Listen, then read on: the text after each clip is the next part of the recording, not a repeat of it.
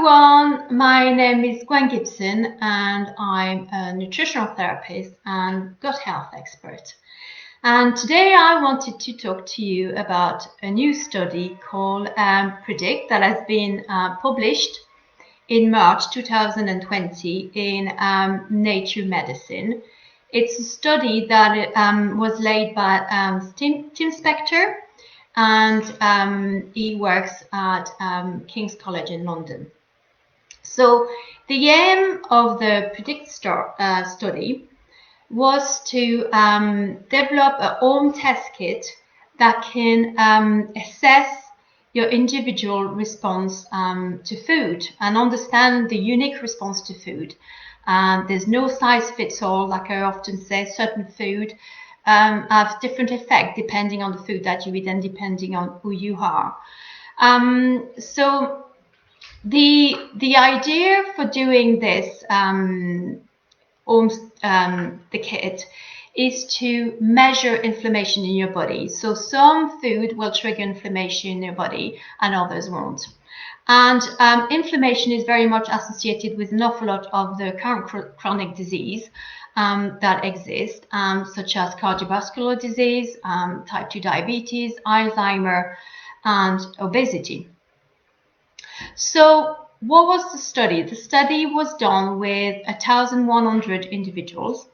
Some of them were identical twins. Some were twins but not identical, and others were unrelated individuals. So the study measured their reactions to certain food through their blood glucose. So they were fitted a blood glucose monitor, same as when you've got type 2 diabetes or diabetes and you need to monitor yourself. So they were being monitored. And secondly, they checked their triglyceride levels, so their reaction to certain fats in the blood. Then they looked at their exercise, their sleep, and their microbiome. So they had to give stool samples on a regular basis. And the study was done over a 2-week period. So what were the results? The results were really interesting. And number one, that genetic plays only a small role in your response to food. So they knew that because they gave the twins, the identical twins, do they have identical genes, the same food, and they found that they reacted differently to the food in terms of their blood glucose, their triglyceride level. And so really what was different was their microbiome. So is the microbiome at play here again? Probably.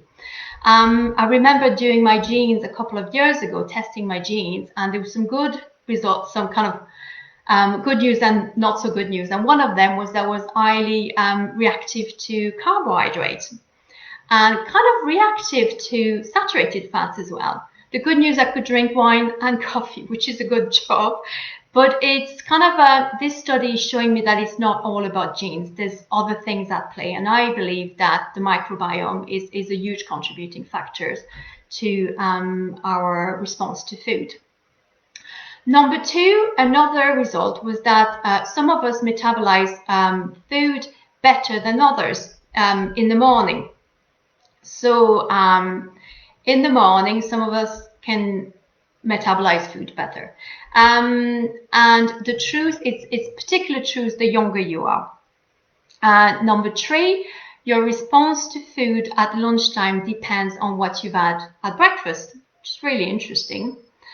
Number four, the meal composition. So certain diets, so for example, if you're trying to lose weight, we've got low fat, we've got low carbohydrate, but certain diet can work for people and not others. I mean, I've seen studies when people have lost 25 kilos and others have put 5 kilos, which really shows you the broad response to a certain diet.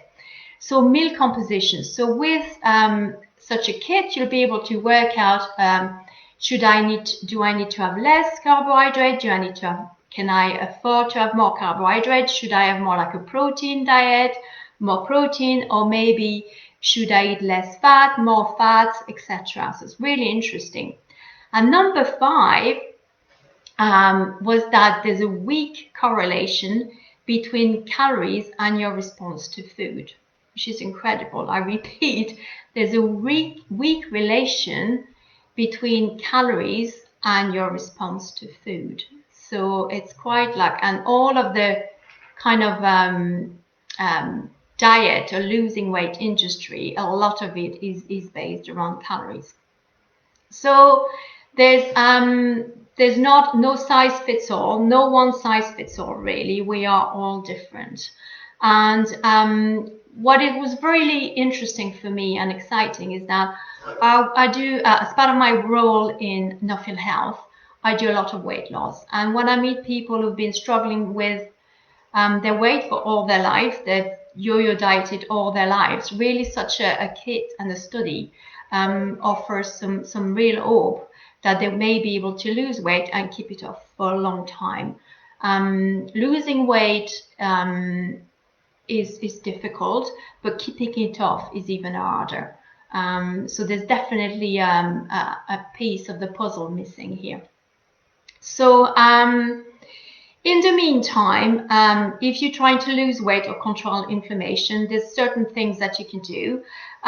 You could, the test kit for this study is going to be released in July. So if you're interested to participate and you know a little bit about it, you can register. You just have to go under joinzoe.com and register. I've registered myself and my husband, and hopefully we'll get picked. I don't think everybody will get picked. If you do, let me know. You could also buy a blood glucose level and just check your blood glucose. There's ones that you can carry that you can stick on your arm all the time, and you can measure your blood glucose and see your reaction to food. And then, so you could invest in that. Also, see how you feel after a meal. If you're tired, if you're hungry an hour afterwards, it's probably that you haven't eaten the right meal for your metabolism. And another good one would be to, so we know the link between your gut bacteria and weight gain or weight loss. We know that individuals that are lean have got a tendency to have a more diverse gut bacteria. So look after your gut and eat a diverse diet full of fruits and vegetables, nuts and seeds and beans, all these things. We also know that there's a bacteria called Akkermansia, which is associated with being lean. And Akkermansia will grow if you eat more polyphenol foods. So berries, herbs, and all of your spices as well. And Akkermansia can grow as well if you fast. So make sure that you leave a 12 to 14 hours fast between your dinner and your breakfast. So I hope you found this useful. For me, it's a really key study. Because the future of nutrition is really targeted nutrition to individuals. For me, health, there's 3 elements which are really important is the gut, obviously being a diverse gut with an abundance of bacteria. Number 2 is managing your blood glucose level, that it doesn't spike and then falls down, that is kind of a nice and steady curve throughout the day. You feel more energetic, and it's a lot better because that means there's no inflammation in your body. And then number 3, detoxification as well, making sure your liver is working properly. I hope you found this useful, and I'll speak to you again soon. Thank you.